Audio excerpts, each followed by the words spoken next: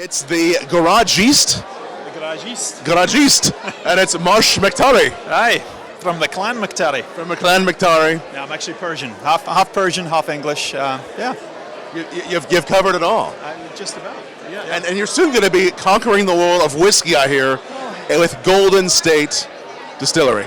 Fingers crossed. Fingers crossed. Hopefully you guys like it. But yeah, funnily enough, wine has got a big reason why I'm doing the whiskey thing. I happen to be up in Napa, and we were sitting there eating some great food, and I host a show on the Food Network, and I happened to be with some chef friends, and I was like, I want to try some Californian whiskey, and the only one I could think of was St. George, and I genuinely couldn't think of any others. I mean, they've been around for a while, but it seems a travesty that we got all these wonderful grapes, but no great vodka, no great whiskey. We got some good gins coming out now, but some good whiskey's coming.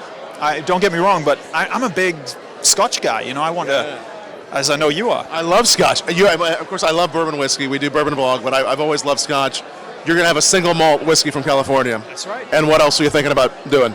Well, yeah, the single malt is flagship. I mean, look, I grew up in Newcastle, northeast of England, just below Scotland, and I grew up with my father and my grandfather really loving the smoky Islay-style whiskeys. And I don't think America's ready for those yet. So I think the natural progression, don't get me wrong, I think bourbons are wonderful. And I think the things that people are doing with those bourbons, like Angel's Envy, playing with the finishing, and Amador's another great distillery that's finishing with wonderful red wine barrels.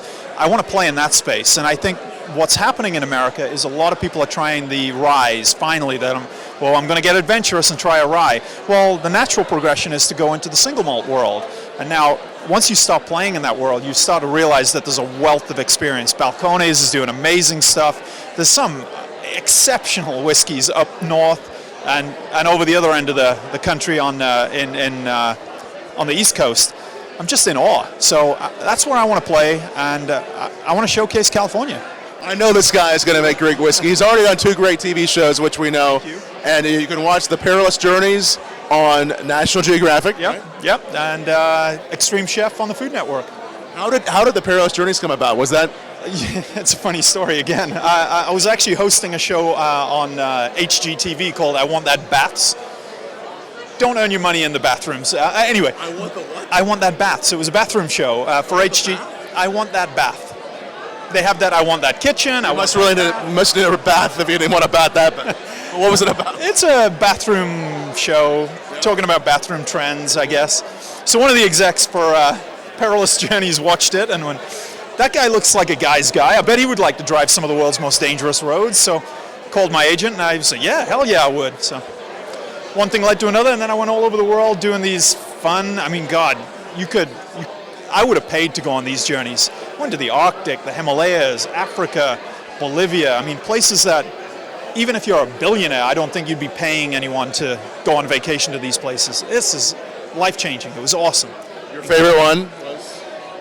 Probably the Arctic. Just for the sheer beauty of it and the sheer awe-inspiring nature of being around minus 40. Nose hairs shivering, hearing dogs barking 3 miles away that you swear are right behind you. It's freaky. Really freaky. But when it's that cold, you kind of start getting kind of trippy in your own mind? Or? Well, no. It's actually the molecules are so tight together because of the cold. I'm a physics graduate. So you hear a dog bark, but you would swear it's right behind you. But yet again, it's 3 miles away. Weird. Drink some whiskey to stay warm? Oh, yeah. Yeah, you got to do that. Got to do that. And a little nip of vodka every now and again. We're so close to Russia, you may as well. Got to do that. Well, we're going to keep everybody updated on what's happening on Golden State Distillery here on bourbonblog.com. But it's so exciting to hang out with you. Likewise. At the Craft Beverage Expo 2016 as we enjoy some wine. Cheers to that. And if you want to know more, go to goldenstatedistillery.com, and we're on Twitter and all the usual, Instagram, that it. So, cheers. Cheers. Slanja. Slanja.